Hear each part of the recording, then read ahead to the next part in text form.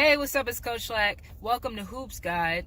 I want to talk to you guys about your advantages and your disadvantages and how to train going into the off season. So basketball season is over. It's time to get back in the gym and start working on the things that you need to work on. The biggest thing about disadvantages, a lot of players have them, whether you're athletic or you're non-athletic. Athletic players have a problem with slowing down and paying attention to what's going on the floor because they're moving so fast.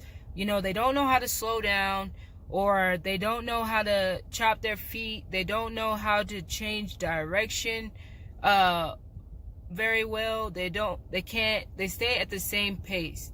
So that's for fast and athletic people. That's just a disadvantage, for example, for them. And a disadvantage for non-athletic people, slow. You're slow, you can't jump very high, you might even have a problem with footwork. These are things that you need to work on in the off season. So when you're at a disadvantage, for every disadvantage, you should have 2 advantages. So for example, if I'm slow, I need to have good footwork and I can shoot.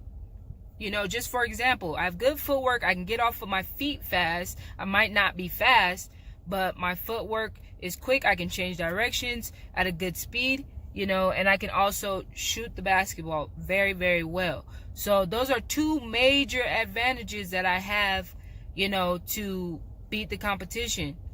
And another thing for being slow is you have to work twice as hard, and that's just what it is. Everybody can't be super tall. Everybody can't be super athletic. We have to work twice as hard. You have to add more probably to your bag, more than anybody else, because you're already at a disadvantage. So let's say you're slow and short. Man, you have to be able to add more. So now you have to be able to dribble. You have to be able to shoot. If you're slow and short, you have to be able to dribble, shoot. You have to have good footwork. You have to, and you have to be able to read the floor. Like, you have to.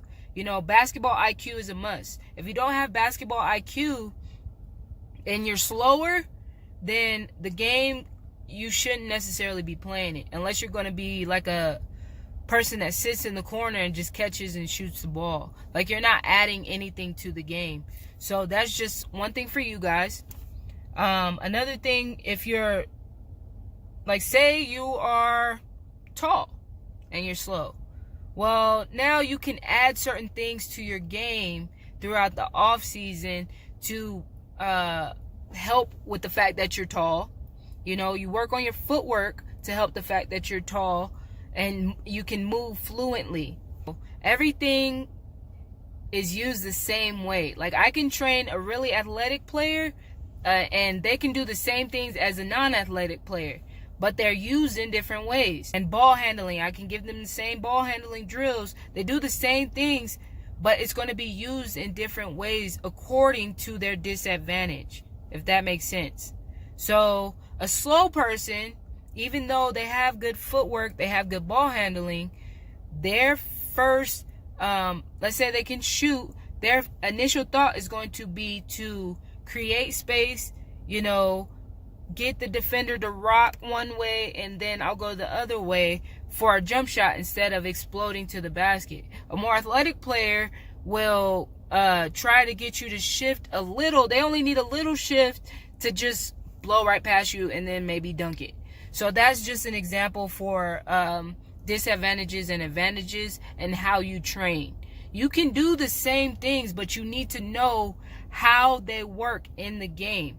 What you will get, when you do certain moves. You're not always going to get the same result as a James Harden. You're not always going to get the same result as a Russell Westbrook.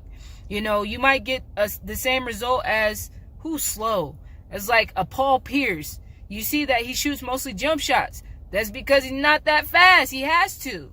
So if you just pay attention and if you jot down the things that you're not very good at now, if you have a problem with getting your feet off the floor and moving fluidly, you need to work on your footwork. Period. Like, you should spend the whole summer working on your footwork. If you know you're not quick on your toes and you run flat-footed, you need to work on your footwork. What else? If you are not a good shot, you know, and you're slow and you can't really dribble, then what else do you have to offer? You need to be able to shoot. Like, I'm sorry. If you can't do anything else, you need to be able to shoot. That's the only way you're going to stay on the floor.